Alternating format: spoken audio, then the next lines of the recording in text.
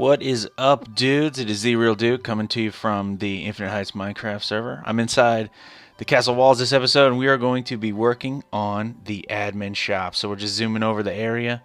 Up there is Valor Castle, and we see this huge space down here that I cleared out. It is for us to build the aforementioned admin shops. So we're going to have two walls full of shops, and they're going to be piled on top of each other like a true medieval city.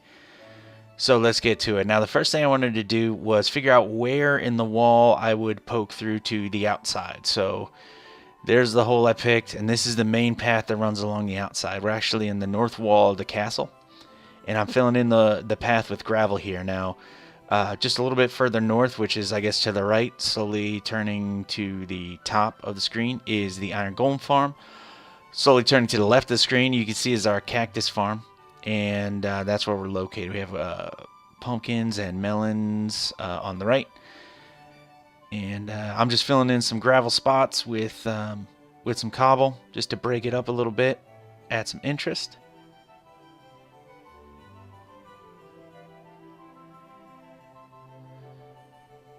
And here is the entrance. You know, after I worked on this for a little bit, I tooled around a little bit with the shape that I wanted the entrance to be, and we'll come back to the entrance in a second, but I need to put some towers out in front of it, I think. So I think we'll do an episode later about how I built the towers. They're not done yet, but and now we're actually building the approach from one of the entrances on the west road to the castle. Kind of just a little staircase that'll take you down. Should make for a really nice scenic approach to the admin shops. So I'm just working on what I want the final look of the stairs to be. Got to make sure they line up and fit in well with the surroundings.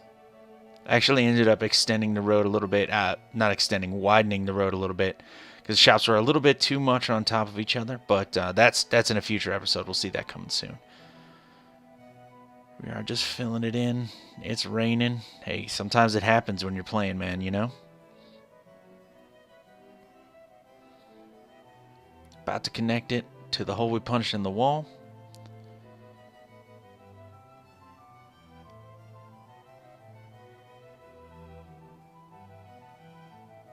We're going to connect the T at this spot, and then the T can actually continue off to the left there, and we can build shops going uphill if we need to expand the admin shops. But for right now, I'm just focusing on the basic couple admin shops to provide for the other players on the server. We can just keep going right off in that direction and kind of build uphill a little bit, which might be cool. So, first shop I decided to build was the Lumberjack shop. Now, what's cool about the walls, one of the reasons I built the walls so wide and hollow in the middle, is that I could build structures into them and actually have functional space on the inside of the walls. And that was kind of an important thing for me. So, now my actual full plans for the way the shops will work and their layout is a little bit difficult to explain without actually being able to show you. Hopefully it'll make sense as I'm building it here. You'll see what I'm talking about.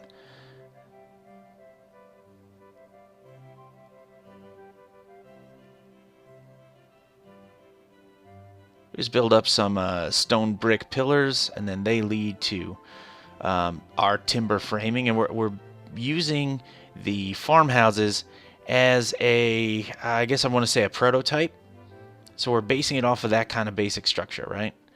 Oh, right up in the face of the camera. And what we're doing is we're gonna flesh it out in a similar way, but they're gonna be a little less, I want to say, gaudy, maybe slightly more refined. So there'll be less timbers sticking out on the sides. The frames will be a little bit more subdued, and we'll be focusing on the materials and colors that the shops are made out of. Gonna kind of keep them a little bit more slick because they are in the inner city. They're not the slightly less well-to-do folks that live outside the castle walls. These are the lucky, fortunate merchants that actually peddle their wares on the inside of the castle walls to the more well-to-do families that live on the castle mountain. So, and I'm just working out how now the shops are going to be pretty close to each other. They're not going to be really right on top of each other, but relative to how the farmhouses are, it's going to appear that way at first. And you'll see as we build more shops exactly what kind of a language I'm talking about in terms of spacing between the builds. But I need to figure out how far out the roof is going to extend, what kind of space we'll have in the top floor of the house, what the materials are going to be, what the materials of the roof are going to be, and those kinds of things. So I'm just kind of fleshing it out a little bit. It's a lot of experimentation because, you know, I haven't built something like this before, and we need to make sure not only that it's a language that makes sense for this actual build itself, but that we can carry that's viable to be carried along through other builds when I build the rest of the admin shop. So if I build something now that's a little bit too ornate or a little too crazy, it might look like a mess. And if I build something a little too simply, a little too plain maybe, it'll make for a bland shop. So it's a tough balance to strike, and I'm just kind of sketching it out. So here we are on the inside of the castle walls, and I'm actually facing out into where the other admin shops would be, and we're actually facing the front of the castle mountain, I guess you would call it. And we're working on the inner structure. So essentially what I would like to have happen for the inside of the castle walls is for it to be almost an enclosed shopping space. And once there's a couple more shops in, or once I extend this shop, you'll see what I'm talking about. There's an enclosed shop space, and then the actual shopping space for each of the shops is going to be underneath the living space. And right now I'm just kind of figuring out, again, the language of the interior wall shop space, which is a little bit more difficult than I anticipated to work out, but I think we found a balance that worked. And so I didn't like, you know, I was thinking forward to the houses I'd be building on the mountain, and I like the stone slabs as the main walkway, stone slabs and stone bricks. So I didn't want this to be too samey looking, I guess. So I went for an accent wood color for the roof. And then in the front of the roof, I actually punched out a little hole in the top there, and added kind of like a jewel, and that jewel will be made clear in a second here. But for the Lumberjack shop, which is the first shop that I'm making again, you know, I figured there's a lot of items that could be sold in admin shops made out of wood, so maybe just one wide building wouldn't really cut it. So we went on, and I decided to expand it into a double wide shop. And so now I'm just following the same pattern that I set in the first half of the shop and extending that forward into the second half.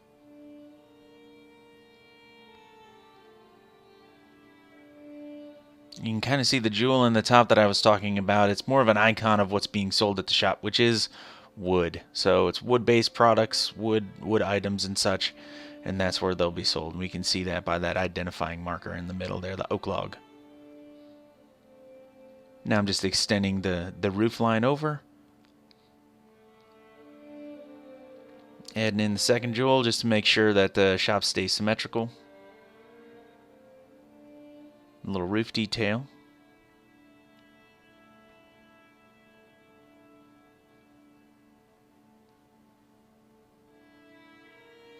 And so I actually, instead of having for the gutters on the road, the stairs turned in, I actually broke away the stairs for the actual shopping space and put in some half slabs, which you can see here. And now I'm just clearing this area out, and I'm going to be throwing in some dark wood half slabs, some spruce half slabs, and that's going to be the floor, and that's going to be the actual shopping area. So there'll be chests along here for people to buy the wood-based wares. I decided a divider between shops and a little green space was necessary, and there are the stairs to get into the first floor. It's they're all walk-ups basically. Is I guess the plan. I don't know if that's more or less clear, but now I'm just throwing some flooring in to just flesh out the interior of the shop.